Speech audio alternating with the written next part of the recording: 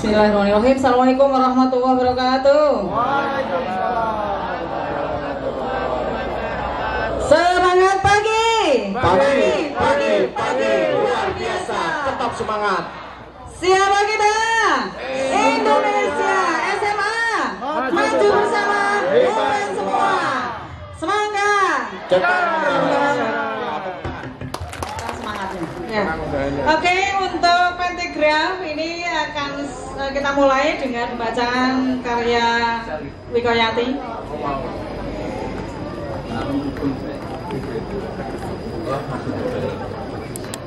Nanti dilanjutkan oleh Bu Nisrohatut Thayyibah, kemudian Pak Bun dan Bu Ita ya. Iya. Ini mewakili karyawan. Ternyata juga bisa membuat pentagram karena itu karya yang gampang sekali, semua orang pasti bisa. Yang terakhir Bu Wika apa itu? Boleh. Tambah Bu Wika juga Oh boleh. Bu Wika, Ya. Wika ya, tambah Wika yuk. Iya. Ini instruksi dalam kepala sekolah loh ini. Enggak.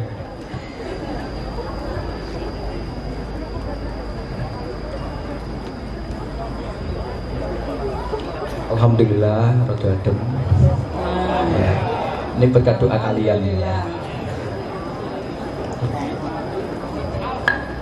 Oke, saya membacakan mungkin dua ya.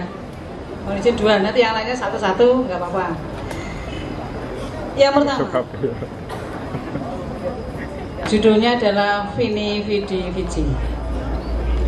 Dari perkawinannya, dari tengah sorry. Saat masih kecil, Vini ditinggal mati ibu dan adiknya. Bapaknya pergi entah kemana. Sejak itu ia dibesarkan oleh tetangganya hingga menemukan jodoh.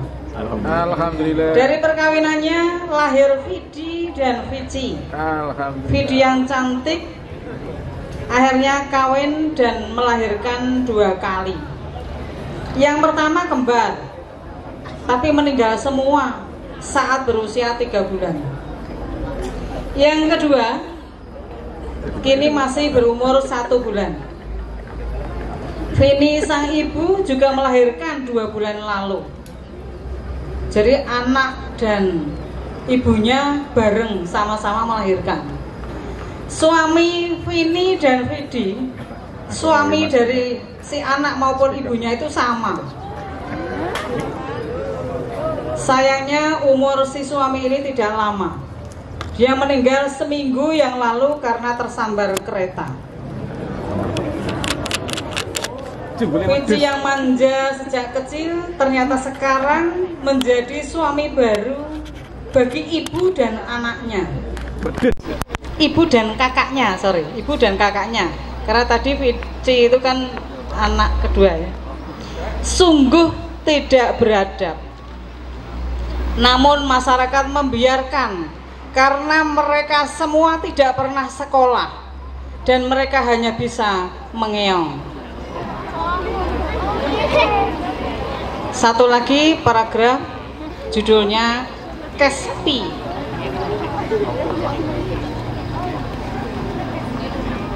Semua nama yang diberikan oleh orang tua kita pasti ada maknanya. Nama adalah doa. Silakan Uus, ceritakan apa arti namamu. Jelas sekali ucapan Pak Tumin guruku ini. Nama saya Uswatun Hasanah, Pak. Kata orang tua saya, itu artinya adalah contoh yang baik. Oke, bagus sekali Uswatun Hasanah. Berikutnya sekarang kamu Kespi. Apa arti namamu? Belum tahu, Pak. Nanti saya tanya Bapak dulu, Pak. Esoknya Kespiah dengan ceria mencari Pak Tumin. Saya sudah tahu, Pak. Kata bapak saya, Kespiah itu kependekan dari Kes Rupiah. Bapak saya berharap saya tidak akan pernah berhutang. Bayar apapun selalu tunai. Oh, oke deh. Lah terus Tumin itu artinya apa, Pak? Pak Tumin cuma senyum-senyum menyengir seperti kuda. Ini dua pentigraf saya. Berikutnya dilanjutkan oleh Bu Nisrohatut Thayyibah, silakan. Ya, tepuk tangan lah lu. Wah, luar biasa. Inilah di YouTube kita, di YouTube Semangka ya. Langsung. Oke, moga Bu. Assalamualaikum warahmatullahi wabarakatuh. Waalaikumsalam warahmatullahi wabarakatuh. Merdu sekali Bu, adem. Mohon maaf sebelumnya, ini pentigrafnya agak-agak aneh dan agak konyol. Sekali lagi mohon maaf ya. Ini pentigraf yang ketiga. Pentigraf dengan judul Gara-gara Sarung. Namaku adalah Bimo. Aku anak laki-laki kelas 5. Walau namaku Bimo, tapi aku tidak seperti Bimo dalam pewayangan yang gagah, badannya besar dan pemberani. Aku kebalikannya. Aku kecil dan kerempeng. Dan aku selalu dibully karena teman-temanku, karena fisikku itu. Dan teman-temanku, ada temanku juga yang namanya Jono, badannya besar. Kalau di film Doraemon, dia pantas mendapat peran sebagai Giant, dan aku mungkin sebagai Nobitanya yang malang. Lebih malang lagi, aku tidak punya robot kayak Doraemon yang bisa membantu aku setiap saat. Dia paling nakal di sekolahku. Aku sering dipalak sama Jono. Dia termasuk teman sekelas yang sering membuli aku. Dulu aku pernah berkelahi sama Jono, tapi sayang, aku kalah. Tapi aku tidak nangis. Aku termasuk anak yang pendiam di kelasku. Semua berubah karena suatu peristiwa. Peristiwa yang tidak disangka. Waktu pulang sekolah, hujan mulai turun rintik-rintik. Bumi mulai basah dan jalan mulai licin seperti lendir bekecot. Jono pulang sekolah tidak menghiraukan keadaan. Maklum, anak usia kita masih suka hujan-hujanan. Ketika kami pulang, Jono tidak memperhatikan jalan yang sudah licin. Jono kepleset saat berjalan.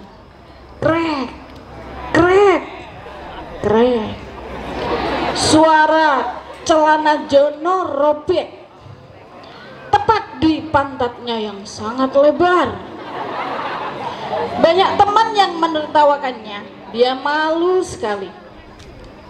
Untung ada aku yang segera mengeluarkan sarung yang selalu saya bawa untuk sholat duhur di sekolah. Aku pinjamkan sarungku untuk menutupi pantat besar Jono yang terbuka lebar. Sejak kejadian itu, Jono dan aku jadi teman, jadi bersahabat sampai sekarang. Dan mulai saat itu tidak ada teman yang berani membuli aku karena ada Jono yang akan membelaku. Terima kasih. Tangan ya, luar biasa. Itu ya Bu ya. Moga. Assalamualaikum warahmatullahi wabarakatuh. Waalaikumsalam warahmatullahi wabarakatuh. Selamat pagi, semuanya sehat? Alhamdulillah sehat semua ya. Terik matahari sudah menyinari kita, menandakan bahwa kita beraktivitas di pagi hari ini dalam keadaan sehat walafiat. Amin ya robbal alamin. Judul dari pentigraf yang saya kirim adalah berjudul Wedang Jahe. Kucingan ya. Ini lain daripada yang lain. Mungkin para siswa kalau malam hari supaya badannya tetap hangat, minum wedang jahe. Ini untuk kesehatan bagus sekali. Wedang jahe. Kota ini semakin lama semakin panas. Bangun baru dan gedung-gedung bertingkat mulai memenuhi berbagai sudutnya. Aku pun mulai tergusur karenanya. Dulu saat kota ini masih cukup sejuk dan nyaman, aku selalu jadi teman dari tiap obrolan. Mulai tukang becak sampai mahasiswa kantong cekak, kini mereka tak lagi melirikku. Di tengah udara yang gerah, aku hanya menambah payah. Di beberapa bangunan baru berdiri restoran dari kafe. Lama-lama aku ikut hijrah juga. Dari seret angkringan tenda pinggir jalan ke kafe ber-AC dan racikan mas-mas ke tangan barista, tapi jarang sekali aku tampil menjamu kamu. Kalah dengan cappuccino, latte, milk hack dan lemon tea. Meski ruangan ini dingin, sepertinya tak ada yang melirikku. Salah satu alasan aku masih ada di daftar menu hanya karena jadi kelangenan dari sang majikan. Sore ini ada bapak pejabat yang mampir bersama pria muda dengan gulungan kertas panjang. Si bapak memesanku untuk disuguhkan pada tamunya. Khas kota ini, katanya, kertas gulungan kemudian dibuka, tampak gambar beberapa gedung tinggi dan rumah-rumah besar di dalamnya. Bapak pejabat mulai berhitung berapa yang akan masuk kantong. Mataku jadi panas, amarahku membuncah saat sang tamu mengadu dalam cangkir. Kutumpahkan segenap amarah. Kertas gambar besar kujadikan basah. Demikian yang saya bacakan. Terima kasih perhatiannya. Assalamualaikum. Tepuk tangan luar biasa. Teman-teman TU memberanikan diri mencoba membuat pentigraf. Mohon maaf apabila memang kurang cocok nanti isinya ya. Ini merupakan isi dari pengalaman saya sendiri dengan judul Kebahagiaan yang Tak Ternilai, karya Ita. Ayo Bu Ita, kamu bisa, seru teman dan anak-anakku saat pertama kali mendorongku untuk bisa melanjutkan kuliah S2. Cita-cita yang tak pernah terlintas sedikit pun dalam benak dan pikiran saya. Itu merupakan impian saya tapi tak pernah terwujud, apalagi untuk S2. Kuliah pun saya tidak terlintas untuk itu. Kata-kata itu terngiang di telingaku dan dalam benak hatiku tiap malam datang. Saat itu dalam benakku ada hal yang harus saya lakukan. Saya harus bisa menyelesaikan tugas-tugas itu. Tugas itu yang harus saya lakukan untuk tiap harinya, yaitu 1. Saya tiap hari harus melakukan tugas-tugas dari dosen yang dia berikan. Saya harus membuat tesis dengan jumlah minimal 200 lembar. Saya harus berhadapan dengan dosen yang mungkin menakutkan untuk mahasiswa saat saya harus bimbingan nanti. Tapi saya harus bisa mewujudkan impian itu. Saya harus bisa melawan impian yang tak terlintas dalam pikiran saya. Saya harus melenyapkan rasa takut yang ada di benak saya dengan berpindah rasa bahagia dan percaya diri. Seperti malam ini, kukumpulkan kebahagiaan yang mengalir dari benak saya. Saya terus bermimpi harus mewujudkannya. Seakan seperti mimpi, saya lulus sebelum masanya. 3 semester saya selesaikan, saya wisuda dengan dihadiri keluarga dan teman-teman dekat saya. Itu merupakan kebahagiaan yang tak ternilai dan pastinya tak akan terlupakan sampai hayat nanti. Terima kasih. Assalamualaikum warahmatullahi wabarakatuh. Waalaikumsalam warahmatullahi wabarakatuh. Wah, luar biasa ya. Ini merupakan cambuk untuk ini ya. Tidak hanya di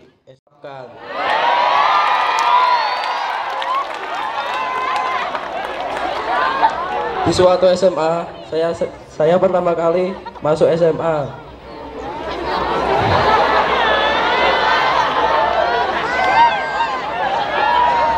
Di tempat kumpul para pertama kali pembagian ruang kelas. Saya mendapatkan kelas X-MIPA 5 di kelas saya. Saya duduk di bangku belakang dan duduk di sebelah teman saya masa kecilku yang namanya adalah Astin. Dia orangnya baik dan agak nakal. Dia itu orangnya pintar dan selalu mendapatkan ranking di sekolahannya. Beberapa hari kemudian dia tidak menyadarinya bahwa ada sesosok perempuan yang sangat cantik dan menawan.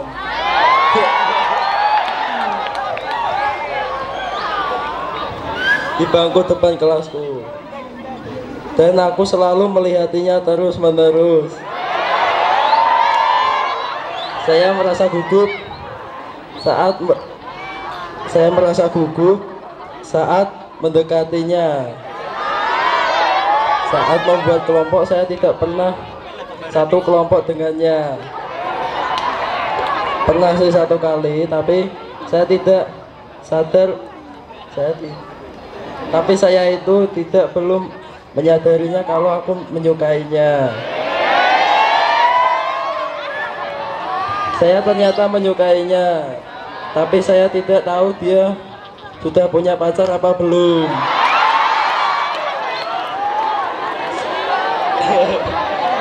Saya mau bilang, tapi saat dekat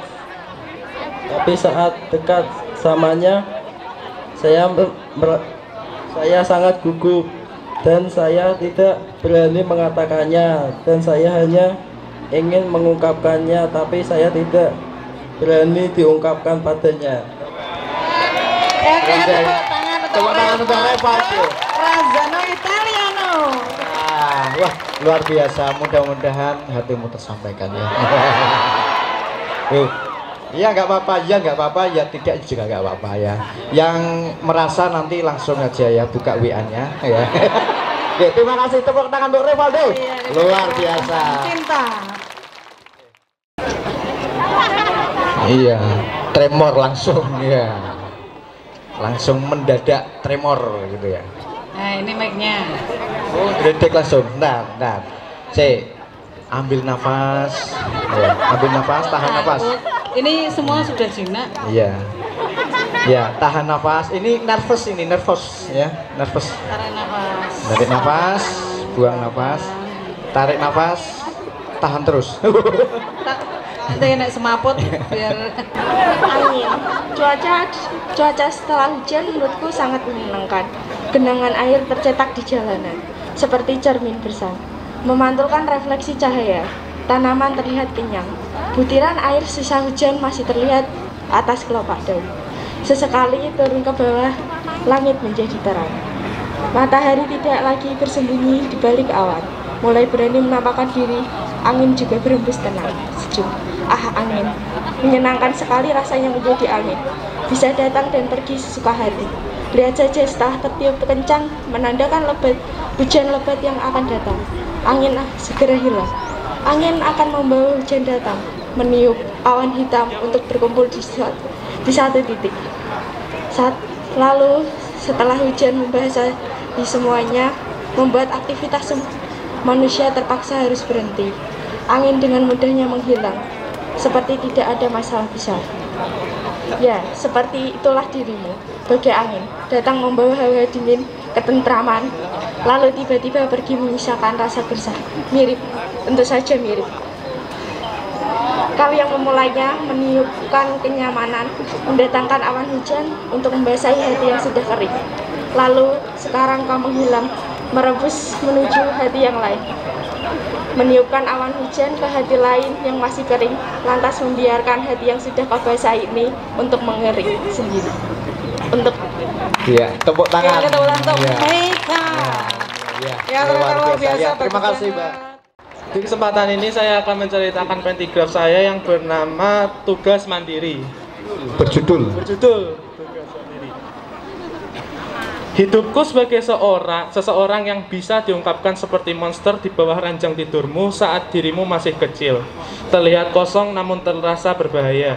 Selalu terasa sakit yang dipenuhi rasa tanggung jawab, keberanian, keangkuhan orang lain, dan kasih sayang dari teman-temanku yang kuanggap seperti keluarga, yang membuatku bermimpi agar aku bisa mengakhiri hidupku dan kembali lahir dalam kehidupan normal. Orang-orang di sekitarku tak pernah tahu ingin memanggilku sebagai seorang kriminal, pahlawan, atau apapun di antara kedua itu. Tapi nasi telah menjadi bubur. Aku sudah mendapatkan tugasku sebagai orang yang mencegah skenario hancurnya dunia ini, walaupun memiliki nama aneh. Seperti kehidupanku yang terasa seperti protagonis sebuah film fiksi bertema aksi, aku dipanggil oleh presiden negeri ini yang bisa dibilang modern sebagai negara yang tak bernama. Sekelompok teroris berusaha menaklukkan seluruh dunia. Mau tidak mau, karena hanya timku saja yang berani mengambil profesi seperti ini. Singkat cerita, kami sudah berkumpul dan siap melakukan penyerangan. Di saat mendekati medan kejadian sudah terjadi. Kami terlambat absensi, peluru bertebangan ledakan terjadi setiap menit, jet tempur dan peluncur roket saling melawan, penuh kekacauan.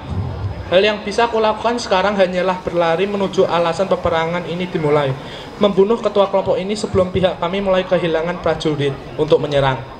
Tiba-tiba saja kakiku meledak, aku baru saja menginjak ranjau darat. Duniaku mulai menggelap. Apakah mimpiku akan datang sekarang? Kututup mataku, menerima kematian secara ikhlas menuju alam baka. Tiba-tiba mataku terbuka, dengan mukaku tertidur di depan layar monitor dan buku di sampingku yang merupakan buku paket bahasa Indonesia. Terima kasih. Tangan luar biasa. Cerita tadi apa Mas ceritanya? Judulnya? Seram ini. Pentigraf saya berjudul Mancing.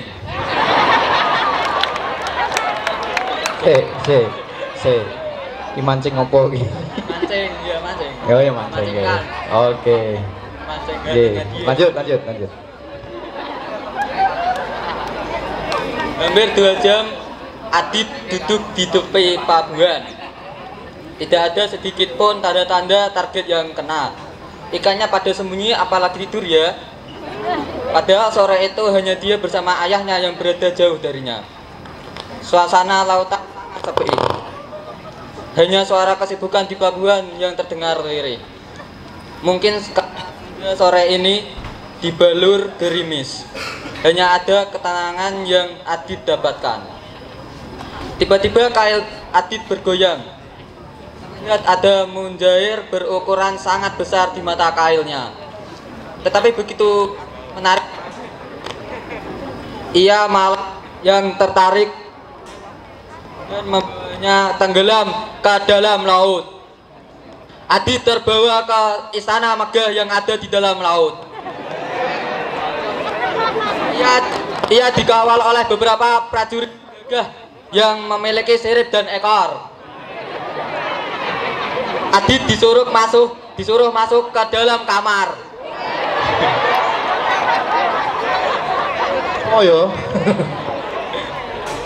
Di situ ada putri cantik yang tergolek lemah.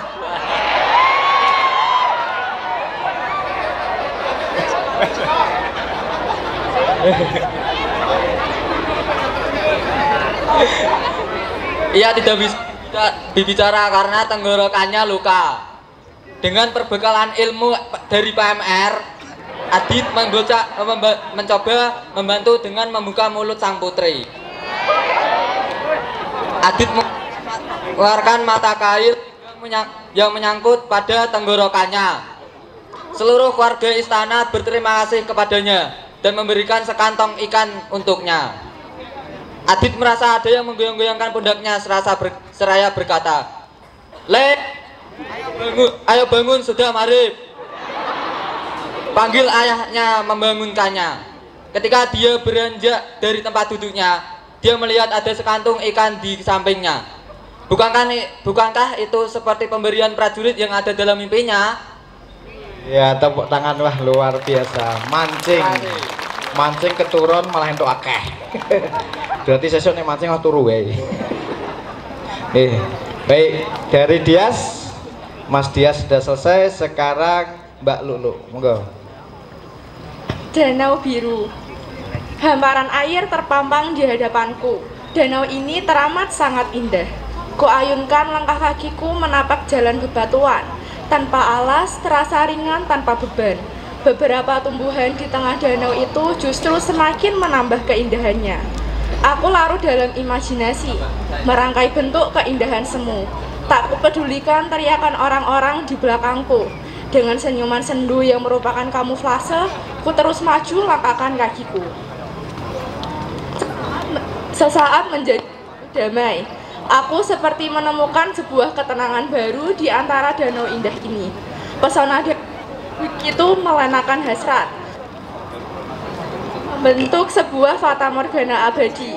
Begitu mendamaikan jiwaku yang luntang-luntung karena dikecewakan oleh keadaan. Ku coba tetap tersenyum walau malah terlihat begitu menyakitkan. Seperti ada yang ku coba sembunyikan di balik senyumanku. Menyembunyikan sesuatu di balik keping hati yang kini menganga luka. Esok hari, sekitar danau ramai oleh riuh-ricuh warga yang berdatangan ingin menyaksikan sesuatu yang tiba-tiba menggemparkan. Padahal hari ini adalah hari Senin. Aku hanya berdiri di tepi danau menatap mereka dengan tenang tanpa emosi. "Kenapa tidak dari kemarin saja kalian datang?" bisikku pelan. Tim SAR telah berhasil mengevakuasi jasadku yang ditemukan dalam degapan danau yang indah ini. Wah, loh, ano jasad ini gimana nih? Wah, luar biasa ini. Tepuk tangan untuk Lulu, wah, dua-duanya ya. Yang belakang berarti yang belakang mau maju. Mau maju. HP nggak apa-apa. HP-nya di sana. Tangan bayi ra apa. Ulangi, 1, 2, 3 turun. 1, 2, 3 turun dulu. Turun. 1, 2, 3 turun. 1, 2, 3 ke atas semuanya. Ramekan. Luar biasa ya. Turun lagi. Tepuk tangan untuk kita semuanya, luar biasa. Ayo kalau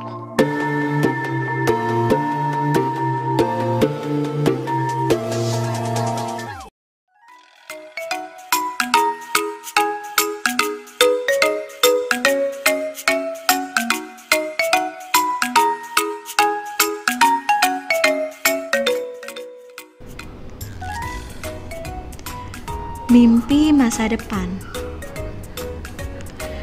Dalam sebuah perusahaan, tentunya terbentuk beberapa circle pertemanan antar karyawan.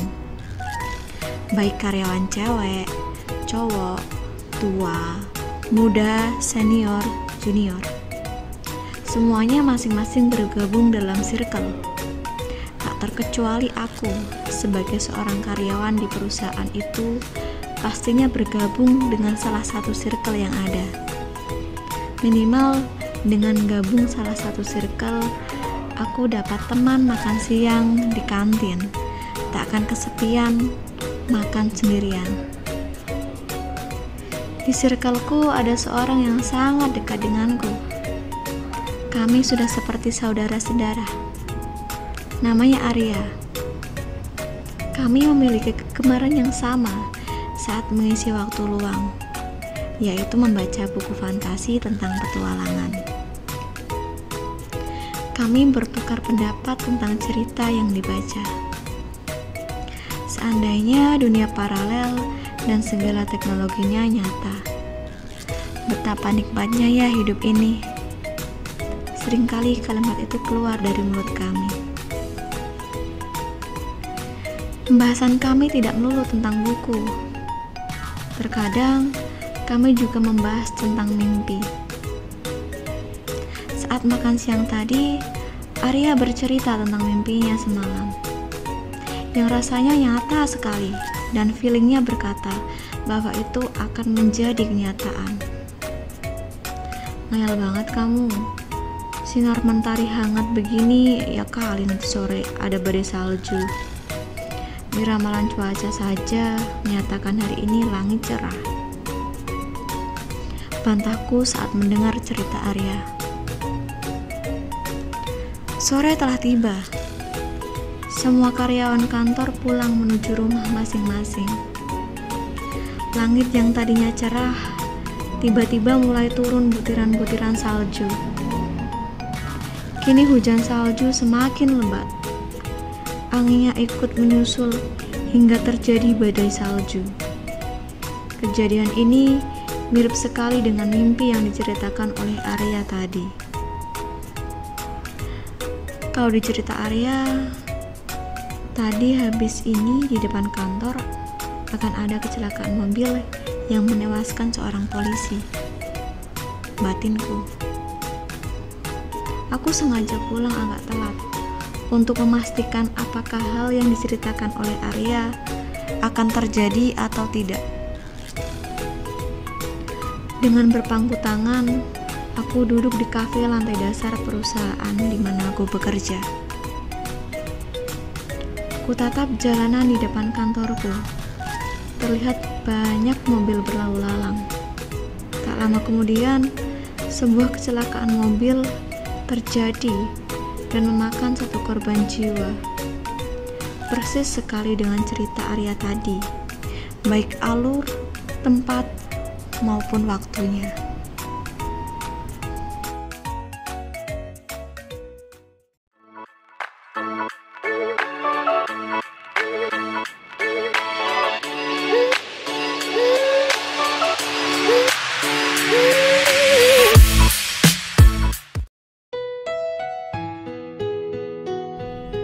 Terima kasih, Abu. Sudah seminggu ini aku berangkat sekolah agak pagi.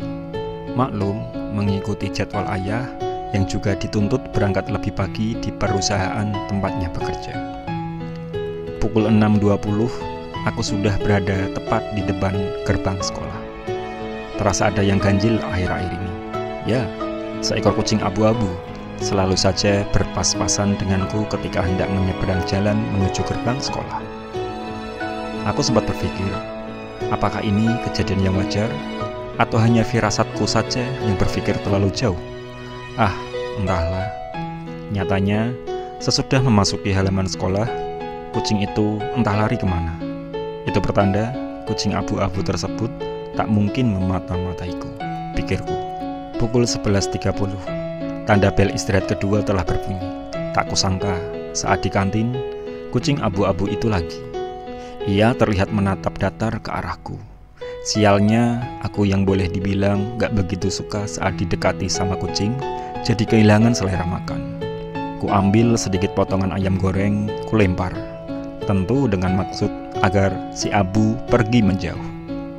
Namun, seakan acuh tak acuh, si Abu tetap pada posisinya, kembali menatapku datar, seolah-olah ia tak butuh belas kasihanku.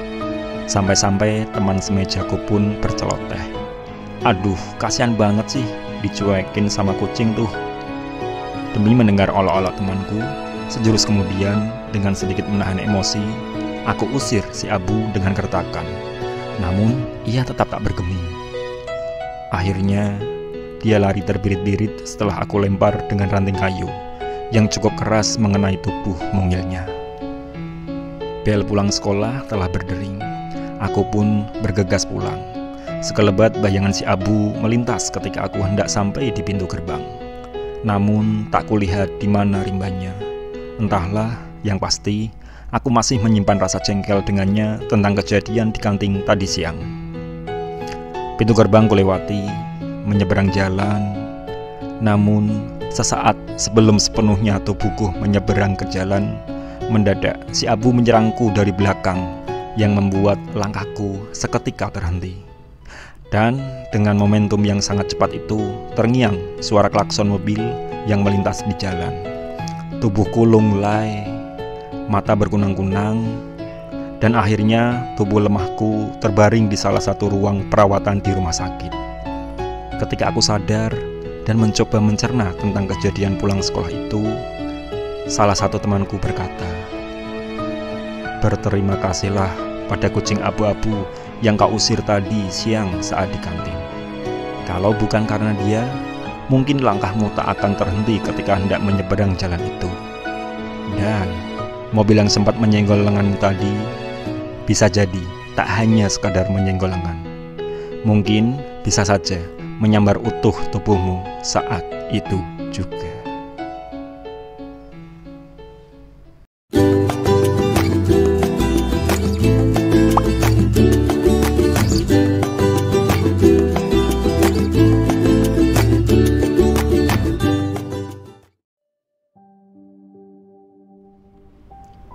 Bingung. Setiap siswa pastilah disibukkan oleh pelajaran mereka, di mana setiap harinya pasti bertambah tumpukan tugas yang ada. Belum lagi mereka yang ikut kegiatan di luar pelajaran, seperti ekstrakurikuler sekolah ataupun tergabung dengan organisasi sekolah. Paling parah itu ketika ikut organisasi sekaligus ikut ekstra yang terbilang sibuk. Coba bayangkan saja, semenumpuk apa tugasnya. Pasti kalian berpikir, siapa coba yang mau menyusahkan diri sendiri seperti itu? Pastinya ada. Aku orangnya. Namaku Clara, seorang peneliti yang terseret dalam dunia sastra.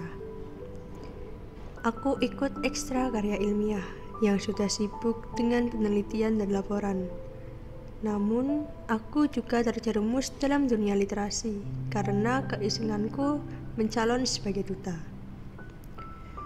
Suatu hari, aku kolaborasi dengan anak OSIS mengadakan acara untuk memajukan literasi sekolah. Salah satunya membuat pendigraf saat bulan bahasa. Saat itu, aku tidak ikut rapat dikarenakan sakit. Hanya info umum yang kudapatkan. Semua siswa, karyawan, dan guru diwajibkan membuat pendigraf. Hari itu, aku sangat bingung.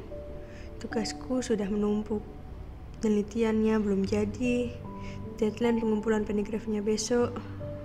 Masih jadi panitia yang mengorder kegiatan itu pula.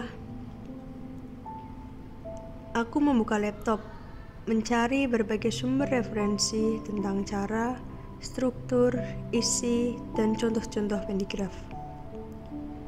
Berbagai skenario telah aku siapkan, namun apa daya aku bukan anak sastra yang bisa mengarang kalimat dengan mudahnya. Coba skenario A, berhenti tengah jalan. Coba skenario B, nggak bisa bikin plot twist untuk endingnya. Coba yang lain pun sama saja, tidak bisa menjadi sebuah cerita yang bisa kena feel-nya. Aku sudah terbiasa membuat laporan penelitian yang menggunakan bahasa baku. Jadi saat mencoba menulis pendigraf, ceritanya menjadi kaku. Berbagai cerita aku baca sampai bisa memperbaiki penulisanku. Akhirnya, jadilah sebuah pendigraf dengan bahasa yang luas. Dengan semangatnya, aku mengumpulkan pendigraf itu ke temanku yang dapat bagian mengkoordinir kelasku. Temanku berkata, "Loh, kamu ngapain ngumpulin? Kamu kan masuk jadi panitia Pokja Literasi. Kalian yang Pokja Literasi kan gak usah bikin pendigraf." Sial sekali, waktu penelitianku terbuang untuk memikirkan ide pendigraf. Ternyata panitia dibebas tugaskan.